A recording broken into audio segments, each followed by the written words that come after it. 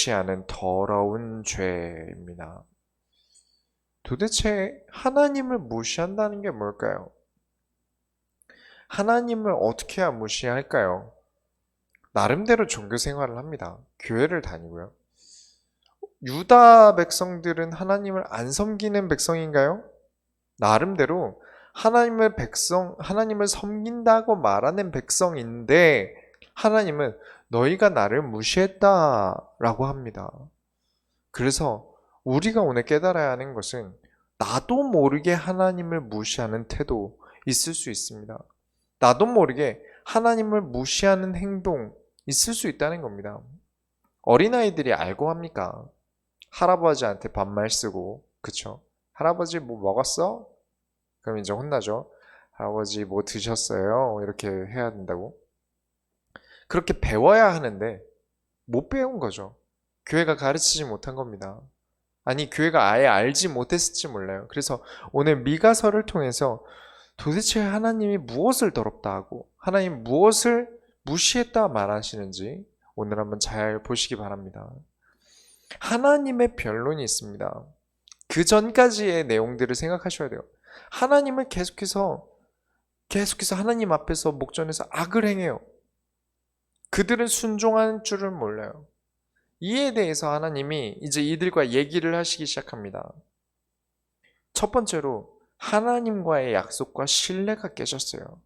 그게 무시라는 겁니다.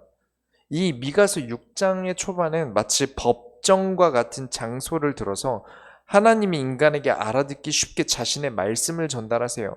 6장 1절을 보면 너희는 여호와의 말씀을 들을지어다. 너는 일어나서 산을 향하여 변론하여 작은 산들이 내 목소리를 듣게 하라 하셨나니, 하나님의 말씀을 들을지어다 라는 거죠. 이제 하나님이 순종하지 않는 백성들에게 변호를 시작하세요. 그리고 산들이 배심원과 시민 참여가 됩니다. 땅들이 듣는다는 것이죠. 시민 참여 재판이 됩니다. 2절부터 3절에 보면 너희 산들과 땅의 견고한 지대들아, 너희는 여호와의 변론을 들으라. 여호와께서 자기 백성과 변론하시며 이스라엘과 변론하실 것이라. 이르시기를 내 백성아, 내가 무엇을 내게 행하였으며 무슨 일로 너를 괴롭게 하였느냐? 너는 내게 증언하라. 무슨 변론입니까? 변론이라는 것은 내 입장을 충분하게 얘기하고 그리고 서로 간에 언어적인 싸움을 하게 될 때를 얘기해요. 그리고 이런 상황에서 하나님은 이런 말씀을 하십니다. 하나님이 무엇을 내가 너희를 괴롭게 했냐? 무엇을 행했길래 너희가 나를 배신하고 너희가 나를 멸시하고 너희가 나와 맺은 언약을 파기하느냐라고 묻고 계신 거예요. 약속을 어긴다는 게 무엇입니까? 무시한다는 것입니다. 이걸 아셔야 돼요. 이스라엘 백성은 가나안 정복을 한 다음에 누구와 약속했죠? 여호수아와 약속을 했습니다. 우리는 여호와를 섬기겠다. 그의 율법을 절대 어기지 않겠다. 그렇다면 저주를 받을지라도 우리는 여호와를 섬기겠다. 율법을 어기지 않겠다. 말씀을 어기지 않겠다. 약속을 했습니다. 그럼에도 지금 미가서 올 때까지 몇 번이나 하나님과의 약속을 저버렸습니까? 우리가 과외를 한다거나요, 뭔가를 가르칠 때 꼭 시키는 게 뭐죠? 숙제를 시키죠. 숙제를 줍니다. 왜냐? 24시간 붙어서 가르칠 수 없기 때문에 숙제를 줘요. 그리고 뭐 연습 같은 걸 시키지 않습니까? 그런데 처음 안 해오면 바빠서 그런가 보다. 혹은 아직 공부하는 체질이 안 되고 초반이니까 그렇겠구나 싶은데, 이게 하루 지나고 몇 달이 돼도 아무리 시켜도 숙제를 안 해와요. 이건 가르치는 선생님을 무시하는 거죠. 그렇죠? 제가 예전에 한번 어떤 친구를 기타를 이렇게 가르쳐 주는데 숙제를 내줬는데 자꾸 다음 주가 되어 오면 숙제는 해오라는 건 하나도 안 해오고 유튜브 보고 자기가 쳐보고 싶던 곡 연습해 온 걸 자랑을 자꾸 하는 거예요. 처음엔 참고 넘어가는데 매주마다 숙제를 안 해오니까 진도를 못 나가요. 연습을 안 해오니까. 그리고 지난주에 했던 것도 까먹어요. 일주일에 한 번씩 가르치는데, 그래 놓고 유튜브에서는 자기가 치고 싶던 가요들 막 연습해서 와요. 이건 뭐죠? 사실 가르치는 선생님을 무시하는 거죠. 그리고 또 어떤 친구는 몇 날 몇 시에 성경 공부를 하자 했는데 갈 때마다 집에 없어요. 그래서 몰래 놀이터를 보면 거기서 친구들이랑 놀고 있어요. 몰래 PC방을 가보면 거기서 친구들이랑 놀고 있어요. 무엇이죠? 나는 전도사님보다, 그때 제가 전도사님이었으니까, 전도사님보다 친구들이 더 좋아요. 저는 전도사님보다 친구들이 더 소중해요. 성경 공부보다 저는 친구들이 더 좋아요. 라고 말을 하면서 저를 무시하는 행위를 하는 거죠. 그런 것입니다. 우리가 하나님께 그러지 않습니까? 하나님, 제가 하나님을 섬기긴 하지만 저는 이게 더 급한 것 같습니다. 하나님도 이해하실 거라면서 말씀보다도 내 삶을 살기 바쁘고요. 언젠가는 하나님이 물으실 것입니다. 내 백성아, 내가 무슨 일로 너를 괴롭게 하느냐? 내가 너에게 뭘 했느냐? 내가 너에게 무시당할 행동을 한 적이 없는데 너는 왜 나와의 언약을 무시하고 내가 한 말씀을 무시하고 그런 경우 자주 봅니다. 남편이 놀러 가세요. 주일마다 교회 보냈으니까 내가 보내주지 않았냐? 한 번만 동창회 가자. 그럴 땐 하나님도 이해해 주실 거야 하고 가는 겁니다. 과연 맞습니까? 시간표를 봐야죠. 그게 하나님 원하실 수도 있습니다. 그때 그 시간표에. 그런데 한 가지 확실한 건 남편 때문이어야 합니까? 그러니까 뭐 그런 것들을 예를 들자면 꼭 그렇다는 것인데 우리는 알아야 됩니다. 그렇게 우리가 하나님 무시할 때 되게 많아요. 분명히 이번 주에 말씀을 주셨는데 분명히 하나님이 이번 주 강단과 뭐 예배들을 통해서 말씀을 주셨는데 한 주간 싹 잊고 여러 일들과 사건들이 일어날 때마다 말씀을 전혀 생각 못 하다가 일주일 지나고 나서 이상하게 문제들이 와 있는데 왜 왔는지 몰라요. 말씀을 안 지켜서 온 문제들인데도 내가 몰라버립니다. 왜냐? 말씀을 무시했으니까요. 기억도 못 하니까요. 하나님은 어떠셨습니까? 긴 시간을 하나님은 약속을 지켜오셨어요. 4절부터 5절에 내가 너를 애굽 땅에서 인도해 내어 종 노릇하는 집에서 속량하였고 모세와 아론과 미리암을 내 앞에 보내었느니라. 내 백성아, 너는 모압 왕 발락이 꾀한 것을 부올의 아들 발람이 그에게 대답한 것을 기억하며 시딤에서부터 길갈까지의 일을 기억하라. 그리하면 나 여호와가 공의롭게 행한 일을 알리라 하실 것이니라. 이게 미가서보다 한참 전 얘기입니다. 그렇죠. 모세가 살아있을 때 얘기 아닙니까? 하나님은 그 오랜 시간 동안 공의롭게 행하셨습니다. 한 번도 무시당할 행동을 하시지 않으셨고요. 한 번도 멸실당할 일을 하지 않으셨어요. 그리고 백성들에게 괴롭게도 하지 않으셨습니다. 하나님 몇 분 계십니까? 하나님 한 분이시죠? 하나님은 한 분밖에 안 계십니다. 그럼 이스라엘 백성은 이때 몇 명쯤 될까요? 한 60만 명쯤 되겠죠? 그보다 한참 더 많을 겁니다, 아마. 그리고 아담에서부터 여기 미가까지 사람들이 몇 명이나 될까요? 아담부터 미가까지 이 지구의 땅을 살았던 인간의 숫자가 몇이나 될까요? 차라리 인천 앞바다 가서 자갈 숫자 세는 게 더 빠를 거예요. 그 많은 숫자가 하나님 한 분과의 약속을 못 지킵니다. 그걸 아셔야 돼요. 하나님은 그 많은 숫자들에게 약속하시고 언약하시면서 그리스도를 약속하시고 보내셨는데 그러면서 구원의 역사까지 이루시고 단 한 번도 공의롭지 않은 적이 없었는데 그 많은 숫자, 차라리 인천 앞바다에서 자갈 새는 게 더 빠를 것 같은 그 많은 숫자가 하나님을 무시합니다. 이 언약을 어겨운 숫자를 만약에 센다면 지옥은 아마 평수가 부족할 거예요. 그래서 하나님은 무엇을 기뻐하시냐면요. 하나님은 하나님 말씀을 지키고 언약을 지키고자 하는 자들을 그래서 그렇게 격렬하게 좋아하시는 거예요.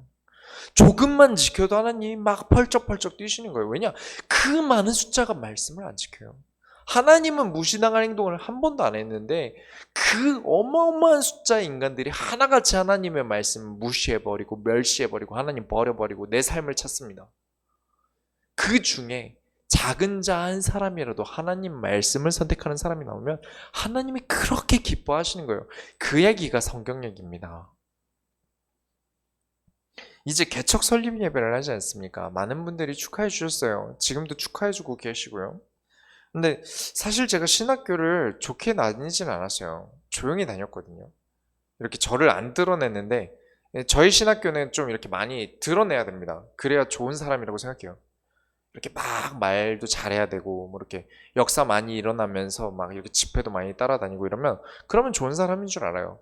구분점이 거기 있으니까요. 근데 저는 조용히 공부만 하지 않았습니까?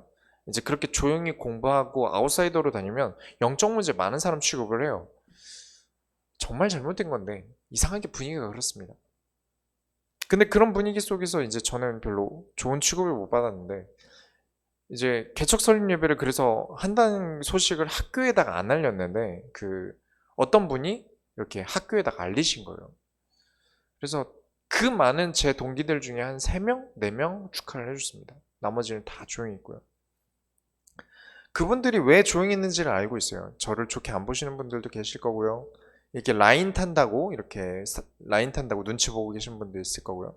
또 어떤 분은 부교육자랑 담임 목사라는 차이가 생기니까 그게 좀 자존심이 생기는 상하는 분들도 계실 거고요. 그런 상황 속에서 저를 축하해 주신 분들을 제가 잊겠습니까? 저는 절대 못 잊을 겁니다. 제 결혼식 와준 신학교 동기들 절대 안 잊을 겁니다. 당연하죠. 그렇게 될 거 아닙니까? 하나님이 그 많은 사람들에게 언약을 주셨고 피의 언약을 약속하셨는데 안 지켜요. 그 중에 하나님 말씀 지키잖아. 한 사람만이라도 나와도 하나님 그 사람을 데려다 쓰시는 이유가 그겁니다. 아무리 연약하고 부족해도 그 사람을 데리고 하나님이 이 땅에 빛으로 쓰시는 이유가 하나님을 기쁘게 한 자라서 그래요. 여러분 말씀을 선택하세요. 조금만 실천해도요 하나님이 여러분에게 응답을 쏟아 부으실 수밖에 없습니다. 이런 원리를 기억하세요. 그래서 하나님을 기쁘시게 하는 자가 어떤 사람입니까? 언약을 아는 자입니다. 그 언약 아는 자에겐 우선순위가 있어야 돼요. 6절부터 7절에 내가 무엇을 가지고 여호와 앞에 나아가며 높으신 하나님께 경배할까? 내가 번제물로 1년 된 송아지를 가지고 그 앞에 나아갈까? 여호와께서 천천의 순양이나 만만의 강물 같은 기름을 기뻐하실까? 내 허물을 위하여 내 맏아들을 내 영혼의 죄로 말미암아 내 몸의 열매를 드릴까? 막 되게 예쁜 말 같지 않습니까? 하나님께 나아갈 때 무엇을 가지고 나아갈까? 내가 번제물로 송아지를 가지고 나아갈까? 순양의 기름을 드리면 기뻐하시겠지? 아니면 내 맏아들을 혹은 나를 나시린으로 드려볼까? 되게 아주 하나님 잘 섬기는 것 같죠? 얼마 전에 보니까 이런 상담글이 올라왔어요. 개척교회고 이제 20대, 30대로 이루어진 대부분이 사회 초년생 20대 초반으로 이루어진 교회랍니다. 그리고 거기에는 이제 다 합쳐서 목사님, 사모님 포함해서 다 합쳐서 성도가 7명이에요. 7명이래요. 굉장히 적은 숫자죠. 집사님이나 권사님, 장로님이 안 계신 거죠. 그 나이 때 이제 사회 초년생이면 하루 벌어서 하루 먹고 삽니다. 그럴 때죠. 근데 목사님이 교회 장비를 사게 1,000만 원을 헌금하라고 하셨답니다. 1,000만 원을 꼭 빚을 내서라도 헌금해라 하셨대요. 근데 무슨 장비인지는 모르겠어요. 교회에서 1,000만 원짜리 장비가 뭐 있을까요? 저는 교회 시작하면서 아무리 봐도 1,000만 원 이상 들 게 없어요. 굳이 따지면 보증금이나 자동차일 텐데 이제 교회를 시작해 놓은 걸 보면 보증금은 아마 이미 냈을 것이고요. 그리고 뭐 30대가 있다는 거는 차가 있는 사람들이 있을 테니까 나눠서 타면 되지 않습니까? 올해 제가 개척을 하면서 공부를 많이 했어요. 개척하기 위해서 뭐 영상 촬영 장비나 이런 것들을 공부했는데 왜 그랬냐면 영상 촬영 장비가 한 400만 원 정도 들고요. 음향 시스템을 까는 게 한 300만 원 정도 들어요. 합이 700만 원 정도 들죠. 근데 저는 그게 너무 좀 아깝기도 하고 조금만 공부해도 할 수 있을 것 같아서 그래서 공부해서 했습니다. 영상 촬영 장비 하는데 400만 원 정도, 아니 40만 원 정도 들었고 음향하는데 30만 원 정도 들었어요. 영 하나 뺀 숫자로 했어요. 그랬는데 퀄리티 차이 없습니다. 저희끼리 사실 음향은 더 좋아요. 그런 걸 보면서 저는 참 이해가 안 가더라고요. 저는 우리 교회 성도들에게 바라는 게 있다면요. 그렇게까지 공부하면서 제가 성도들에게 이거 내세요. 이거 헌금하셔야 됩니다. 이런 얘기 안 하지 않습니까? 바라는 게 있어요. 저도 당연히 성도들에게 바라는 게 있겠죠. 뭔가 바라는 게 있지 않겠습니까? 교회를 향한 도전을 바래왔습니다. 이미 시작 때부터 부탁을 드렸던 거예요. 올해 원단이죠. 말씀을 가지고 현장에 나가서 응답을 받고 교회에 와서 함께 받은 응답을 나누자. 그게 교회를 향한 도전이다 라고 말씀을 드렸어요. 하나님께 헌금을 드리고 열매를 드리고 나실이 나고 송아지를 드리고 기뻐하시겠죠. 그러나 반드시 먼저 드려야 할 것이 있습니다. 그 먼저 드려야 할 것이 안 되면 하나님은 기뻐하지 않으세요. 그게 8절에 있습니다. 너무 중요한 구절이에요. 사람아, 주께서 선한 것이 무엇임을 내게 보이셨나니 이미 듣지 않았냐는 말입니다. 여호와께서 내게 구하시는 것은 오직 정의를 행하며 인자를 사랑하며 겸손하게 내 하나님과 함께 행하는 것이 아니냐. 하나님 알기를, 하나님을 정말 알기 때문에 정의를 행하고, 왜냐? 하나님이 보고 계시니까요. 올바르고자 합니다. 하나님이 나에게 보내주신 사람들을 사랑하고요. 가장 중요한 것은 하나님과 함께함을 행하는 겁니다. 하나님께 헌금 드리는 거 크게 드리고 뒤에서는 딴짓하고 하나님 앞에 죄 짓는 게 아니라 내가 인생을 살아가면서도 하나님과 함께하는 것입니다. 그게 교회를 향한 도전이었어요. 그게 헌금보다는 저는요, 그게 헌금보다 몇 배는 기쁠 것 같습니다. 돈으로 세운 교회는 무너집니다. 예수님이 성전을 두고 했던 말 그대로입니다. 돈으로 세운 것은 무너져요. 그러나 언약과 응답으로 나아가면 반드시 승리합니다. 그 교회는 무너지지 않아요. 저는 그것을 알았기 때문에 올 한 해 교회를 향한 도전을 하자 외쳐왔던 것입니다. 바른 목회자라면 하나님이 무엇을 좋아하시는지 알아야 하고요. 성도들이 하나님 좋아하시는 일을 할 수 있도록 다른 걱정하지 않게 지혜롭게 해나가야 되지 않을까요? 그래서 성도들이 경제적으로 부담 갈 일을 절대 저는 안 할 겁니다. 앞으로도 안 할 거예요. 진짜 교회에 꼭 필요한 1,000만 원짜리면 모르겠는데 필요가 없는 걸 사려고 하니까 성도들이 불편해하는 거 아닐까요? 저는 그렇게 생각합니다. 그래서 정말 교회를 향한 도전을 하시기 바랍니다. 하나님과 함께하며 말씀을 따라 올바르고자 하고 하나님과의 말씀을 지키는 정의를 행하는 것, 그러면서 하나님이 주신 사람들을 섬기는 것, 그렇죠. 하나님이 기뻐하실 일. 이것과 반대로 가면 뭐가 됩니까? 하나님을 무시하는 일이 됩니다. 두 번째로, 죄는 더럽습니다. 죄는 참 더러워요. 이 죄를 구분하는 지혜를 아셔야 됩니다. 첫 번째로, 지혜는 주의 이름을 경외함이니라. 9절을 보시면요. 여호와께서 성읍을 향하여 외쳐 부르시나니 지혜는 주의 이름을 경외함이니라. 너희는 매가 예비되었으니 그것을 정하신 이가 누구인지 들을지니라. 이번 주일 예배 때도 말씀을 드렸지만 지혜는 순종에서 나옵니다. 잊지 않으셔야 됩니다. 지혜는 순종에서 나와요. 근데 여기선 지금 경외함이라 그랬죠. 사실은 같은 의미입니다. 왜 그러냐면 경외함이 무엇입니까? 존경함과 두려움이 섞인 단어예요. 진짜 경외한다면 순종할 수밖에 없습니다. 존경하고 두려우니까요. 경외함을 잃으니까 순종하지 않게 되는 것이죠. 그것이 지혜를 잃었다라고 보셔야 됩니다. 지혜를 잃으니까 어떻게 됩니까? 하나님이 매를 준비하셨다고 합니다. 이 매는 날아다니는 매가 아니라 작대기 매를 얘기합니다. 하나님이 회초리를 드셨어요. 이 매를 치는 이가 누군지 들으라 라는 것입니다. 무슨 말이냐면 너희가 나를 무시했지 내가 누군지 보여줄게 라면서 매를 드신 거예요. 우리 그런 거 있지 않습니까? 너 내가 누군지 잊었지? 이러면서 옛날에 잘 나가신 분들이 주먹 딱 들지 않습니까? 그런 것처럼 하나님이 매를 딱 들면서 내가 누군지 알게 만들겠다. 이렇게 지혜를 잃어버리면 이런 결과가 생깁니다. 여러분, 하나님을 경외함과 순종함 절대 잊지 마시기 바랍니다. 그렇게 해서 하나님은 순종해야 할 하나님을 잊었으니 때려서라도 본인이 무엇을 해야 할지 알게 만드시겠다라는 것이죠. 이 세상엔 법이라는 게 있어요. 죄에 대한 범칙금이라던가 구형이 있지 않습니까? 그런데 영적인 것은 육신의 구형을 때릴 수가 없어요. 죄를 지으면 벌을 받게 할 수가 없습니다. 여러분은 이게 얼마나 무서운 것인지 아셔야 합니다. 어린아이들이 학교는 이악 물고 일어서서 가죠. 부모가 혼내고 때려서라도 보내는 걸 아이들이 억울해하지 않아요. 학교는 필요하다는 의무감이 생기기 때문이죠.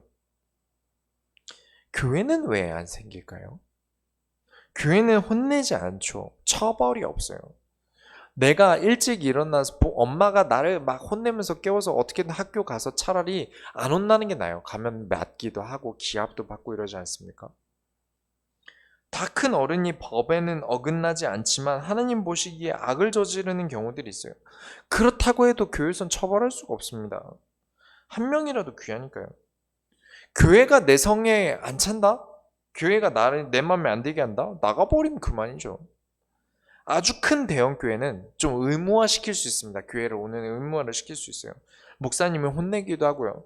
부목사님은 혼내면서 가르쳐도 이제 그만큼 거기 분위기는 워낙 교회 목사님에 대한 충성심이 많기 때문에 가능합니다. 하지만 대부분 교회는 그렇지 않아요. 그렇게 주의 이름을 경외할 지혜를 가르치기가 힘들어졌어요. 혼내서라도 하나님께 혼내는 것보다 여기서 교회에서 혼나는 게 낫다가 차라리 날 텐데 그걸 가르치기가 힘들어졌어요.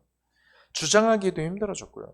그리고 영적인 죄에 대한 처벌이 없습니다. 그 죄가 쌓여요. 처벌이 없는데 해도 되나 보다 하고 계속 하지 않습니까? 그럼 쌓여요.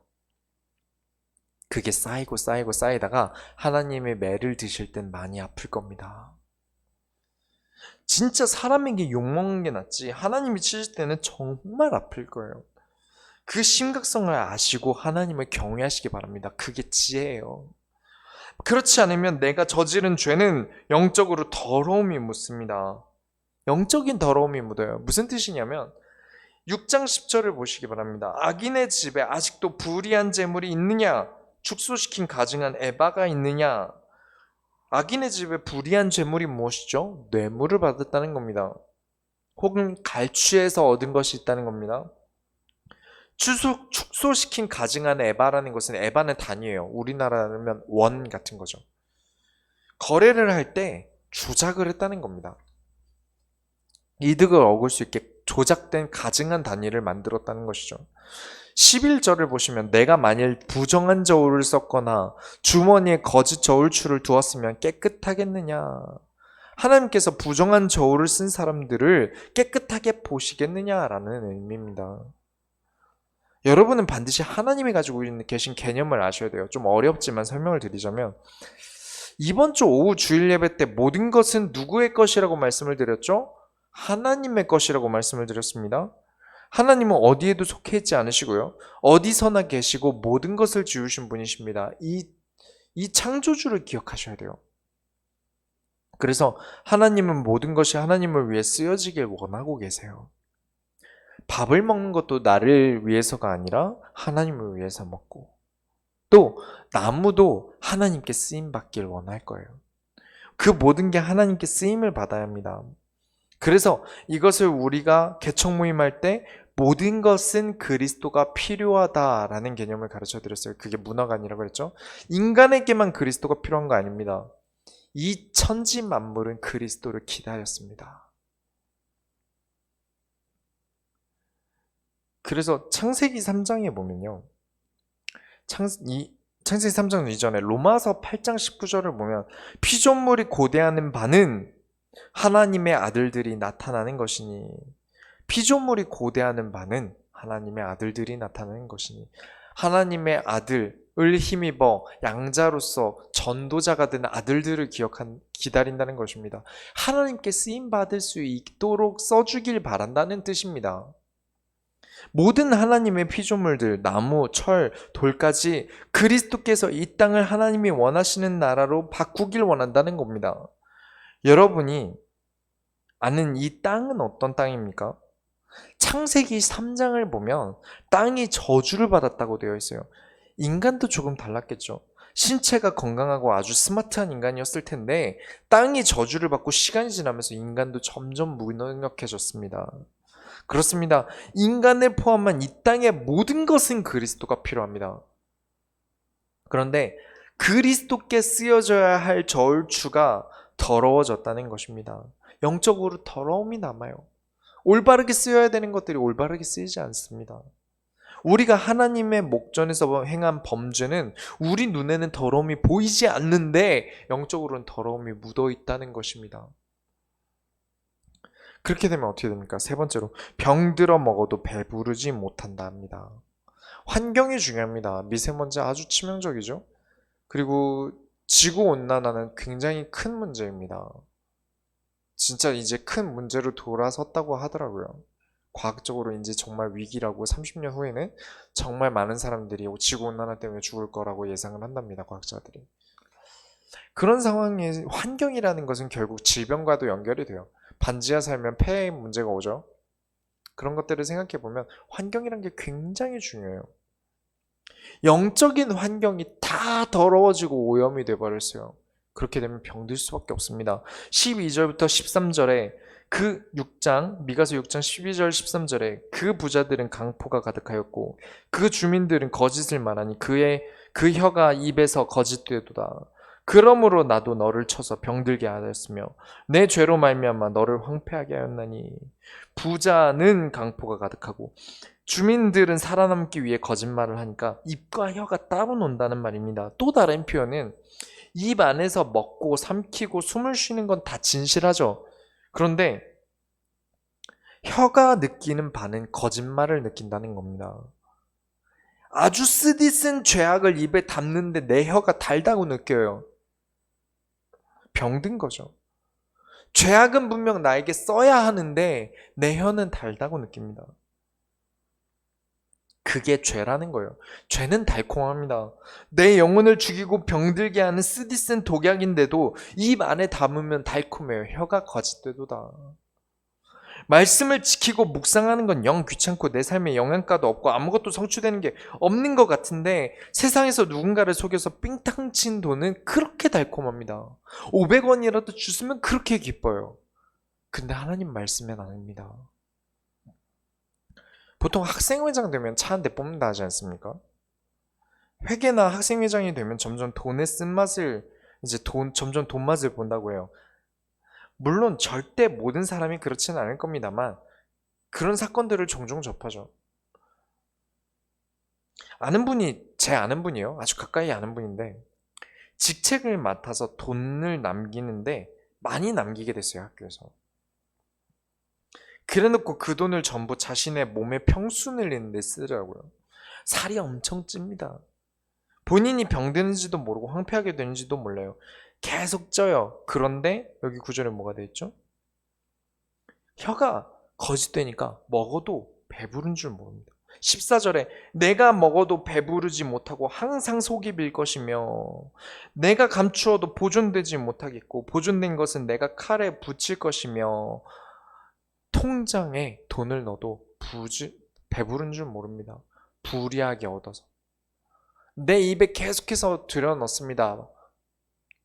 하나님 앞에서 죄를 지은 돈을 가지고 기뻐해요. 계속 지는 이유는 먹어도 배부르지 못하니까요. 계속 죄를 지고 더 죄를 지고 어디 자리 없나 기웃거리다가 자리 나면 들어가서 돈 벌고 이걸 멈추지 않아요. 그러면서 하나님과 약속했던 언약들, 하나님 내가 하나님 앞에서 이런 것들을 하겠습니다 했던 모든 약속들을 무시해버립니다. 내 이득을 위해서 잊어버려요. 아예 기억도 안 나요. 그렇게 돼버리는 것이죠. 그리스도를 말하지만 삶은 아니라는 겁니다. 그러니 어떻게 됩니까? 결론을 내리겠습니다. 15절에 내가 씨를 뿌려도 추수하지 못할 것이며 감람 열매를 밟아도 기름을 내 몸에 바르지 못할 것이며 포도를 밟아도 술을 마시지 못하리라. 씨를 뿌렸는데 추수를 못합니다. 비료를 죄로 뿌렸기 때문입니다. 감람 열매로 기름을 나게 하려고 했는데 올리브유가 신하진 않아요. 여기 감람이 올리브입니다. 포도를 밟아서 포도주를 만들려는데 너무 떫어요. 입에 들어갈 때는 혀에서 달았을지 모르는데 뒤에는 엉망이 된다는 것이죠. 곧 무슨 말입니까? 후대를 말하는 겁니다. 입에 들어갈 땐 좋아요. 내 입에 들어갈 땐 좋죠. 그런데 내 후대는 죄악이 묻어서 태어납니다. 내 후대는 죄악에 묻어서 자라나요. 눈에 안 보이니까 모르죠. 눈에 보였다면 온갖 곰팡이와 미세먼지들과 얼룩들과 기름때들과 보였다면 그런 죄 안 짓겠죠. 근데 영적인 것은 보이지 않으니까요. 그래서 하나님을 잊고 죄로 더러워집니다. 항상 하나님 그러셨어요. 기회를 주셨습니다. 죄를 짓는 그 세대에게 계속 선지자 보내서 말씀을 주시고요. 그래도 깨닫지 못하니까 어떻게 됩니까? 결국엔 그 후대가 죄악을 입고 재앙을 입어요. 이 영적인 사실을 안다면 절대 죄 안 지을 텐데요. 손자 그렇게 좋아하지 않으십니까? 자식을 그렇게 사랑하고 내 인생 분신이라면서 아무리 죄를 지어도 내 자식이 맞아! 라고 하는 분들 정말 많이 봤어요. 손자는 내 목숨을 바칠 수도 있어요. 그런데 그 후대에게 죄악을 왜 묻힙니까? 이해가 안 가요. 정말 영적인 사실을 안다면 그렇게 못합니다. 16절에 너희가 오므리 율례와 아합의 집의 모든 예법을 지키고 그들의 전통을 따르니 내가 너희를 황폐하게 하며 그의 주민을 사람의 조속거리로 만들리라. 너희가 내 백성의 수욕을 담당하리라. 오므리는 아합 왕 아버지를 얘기를 해요. 자식. 이 오므리가 반역으로 왕이 됩니다. 그리고 아합은 우상 숭배를 가져온 최악의 왕입니다. 둘 다 하나님께 반역하고 하나님을 무시하고 언약을 파기했던 사람이죠. 조소는 무엇이죠? 조롱하는 웃음이고요. 수욕은 수치스러운 욕입니다. 하나님을 무시한다? 결국엔 후대와 가문이 조롱거리가 됩니다. 아합 왕 하면 그냥 무조건 욕부터 나오지 않습니까? 잘못됐다, 죄를 지었다, 그렇게 되는 겁니다. 이완용, 그 이름만 들어도 바로 친일파 딱 나오지 않습니까? 누가 이름을 이완용으로 짓습니까? 잘 안 짓죠, 당연히. 그런 것처럼 우리의 후대가 조상이 죄를 지었다는 이유 때문에 재앙을 입고 무시를 당하고 수치를 당하고 수욕을 당하고 그래야 되겠습니까? 왜 그런 결과가 된다고 했죠? 죄가 잔뜩 묻어 태어났어요. 죄가 잔뜩 묻어서 살고 있어요. 그렇기 때문에 우리의 미래는 달라야 합니다. 우리는 이 세상에 의로움을 잔뜩 묻힌 교회를 만들어야 돼요. 내 후대들이 이 교회에 왔다 나가면 의로움이 잔뜩 묻어 나갈 만큼 이 교회는 의로움과 하나님을 사랑함과 복음과 그리스도로 가득해야 합니다. 이 영적인 것을 아셔야 합니다. 이 세상에 언약으로 살이 실하게 오른 후대를 남겨야 돼요. 몸은 슬림하지만 영적으로는 가득 찬 통통한 후대를 남겨야 합니다.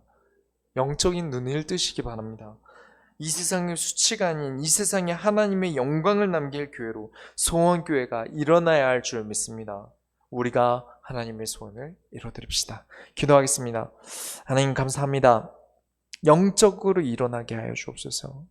그리스도로 일어나게 하여 주옵소서. 우리 모든 소원교회 성도들이 영적인 눈을 떠서 의로움과 정의로움과 하나님을 사랑함과 하나님이 함께함으로 가득 묻어나게 하여 주옵소서. 살아계신 예수 그리스도의 이름으로 기도드렸습니다. 아멘.